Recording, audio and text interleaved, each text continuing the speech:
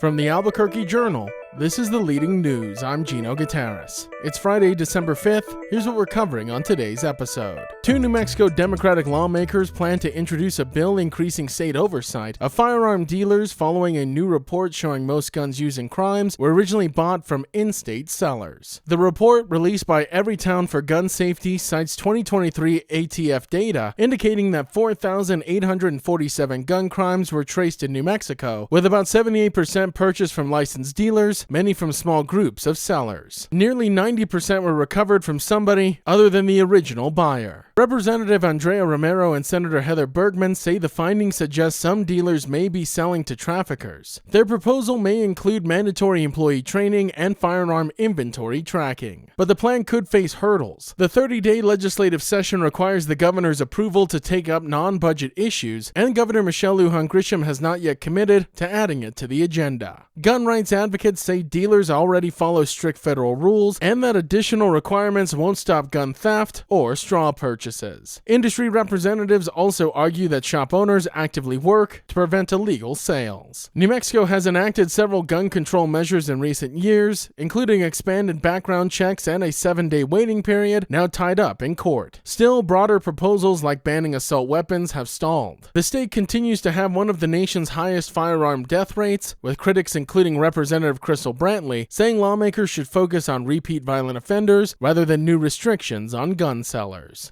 Los Alamos National Laboratory will expand its work in artificial intelligence, nuclear weapons production, and supercomputing, according to Director Tom Mason, who delivered his annual State of the Lab update. Despite shifts in political leadership in Washington, Mason said support for the lab's national security mission remains strong because of global instability from the Middle East and Ukraine. President Donald Trump's recent Genesis mission executive order designates the Energy Department and the National Nuclear Security Administration, which oversees the lab, as the lead agency for advancing AI. Mason says the U.S. remains a global leader in artificial intelligence and is rivaled mainly by China, and that a proposed 14-mile transmission line is essential to power future AI and high-performance computing needs. He also said that AI could be as transformational as early computing, which Los Alamos helped pioneer. The lab also produced its first new plutonium pit for nuclear warheads in 2024 and is ramping up to eventually deliver 30 per year. Production numbers are now classified,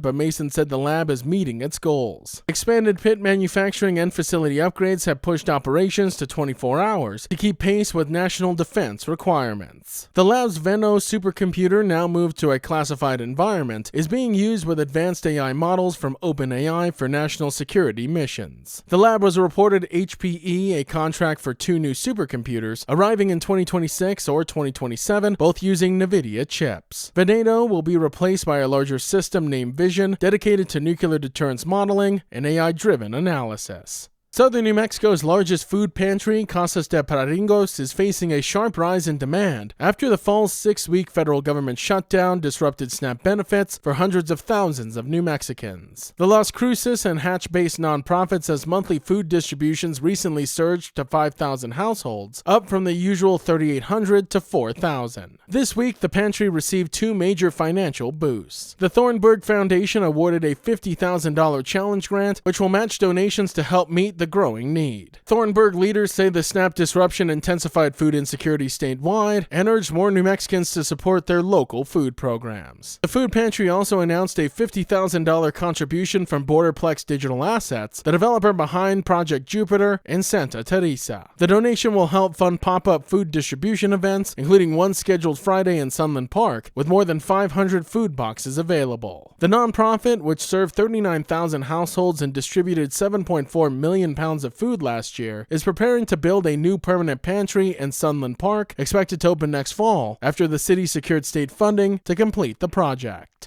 And New Mexico health officials are urging residents to get vaccinated for flu and COVID-19 ahead of the winter holidays, but uptake remains low and appears worse than last year. State data shows only 9% of New Mexicans have received a COVID-19 shot since October 1st, down from 16% the prior season, while flu vaccinations are at 20% compared to 27% last year. Doctors say widespread misinformation is fueling confusion and hesitancy. Pediatricians report the most concerning gap is among young children, with only only 19% of children ages 6 months to 4 years having gotten flu shots, and just 2.3% having received their COVID vaccines. Older adults show higher rates, with 43% vaccinated for the flu and 26% vaccinated for COVID-19. Respiratory illnesses have ticked up slightly, and officials warn that holiday travel and gathering will increase the risk. DOH experts say early December is ideal for flu shots because protection takes about 2 weeks to build. Health providers stress the vaccine's value, with flu shots helping prevent serious infections requiring hospitalizations, while COVID vaccines offer strong protections in the first few months and continued defense against severe illnesses. Some clinics like Journey Pediatrics in Albuquerque report rising interest in childhood vaccinations, but overall state rates remain low, prompting renewed calls for New Mexicans to get protected. The leading news is powered by the journalism of the Albuquerque Journal. If you enjoy hearing all of the stories we share with you here daily, please consider becoming a digital subscriber to the Journal by utilizing the discount code in our show notes. Every subscription helps support local journalism and allows us to provide you with the news that matters to you. Now taking a look at Albuquerque's weather forecast. Today you can expect sunny skies with a high near 48, and as for this evening, clear skies with a low around 23. To keep up with all the latest news from the Albuquerque Journal, you can visit our website at abqjournal.com. That's the leading news. I'm Gino Gutierrez. We'll be back on Monday.